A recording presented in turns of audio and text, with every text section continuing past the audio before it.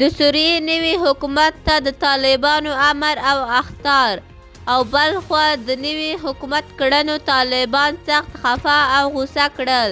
ویډیو ګورئ. په سوریه کې واک ته رسېدلی ټلوالي مشر ابو محمد الجولاني خپل ټولو جنګیالیو ته امر کړی چې له ښارونو څخه ووځي. نوموړي ویلي د ښارونو امنیت د بشر الاسد د واکمنۍ د پولیسو دنده ده. هغوی به بیرته خپلې چارې په لاس کې واخلي او دوی بشپړ ملاتړ کوي.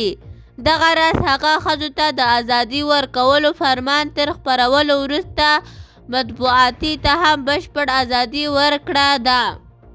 رویټرز خبري اژانس لیکلي هغه به په یوه تازه فرمان کې خپل نوم بدل کړي او خپلو خلکو ته یې ویلي نور ورته د جګړې نوم الجولاني ونه کاروي او دی به په راتلونکي کې خپلې چارې د احمد الارشا په نوم مخکې وړي.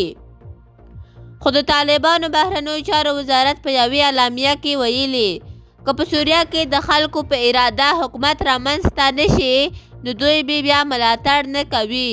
خو خلکو ډېرې سختې نیوکې د طالبانو په دې خبره باندې کړې دي. خلکو ورته لیکلي دي چې طالبان خپلو خلکو ته د خبرو کولو حق نه ورکوي او له ملا او طالب څخه بغیر بل هیڅ کس ته دنده نه ورکوي. خو سوریهوال ته وایي چې د خلکو په خوښه حکومت جوړ کړی.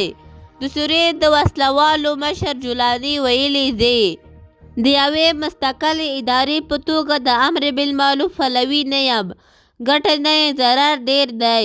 وایي موږ باید پوه شو چې د شریعت کوم احکام پر خلکو تطبیق کول د واکمنو مسؤلیت دی.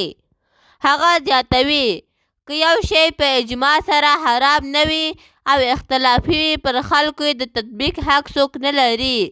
که واکمن خپل لور مکتب ته ناسته وي دا د هغه خپل کار دی خو په خلکو یې نشي منع کولی.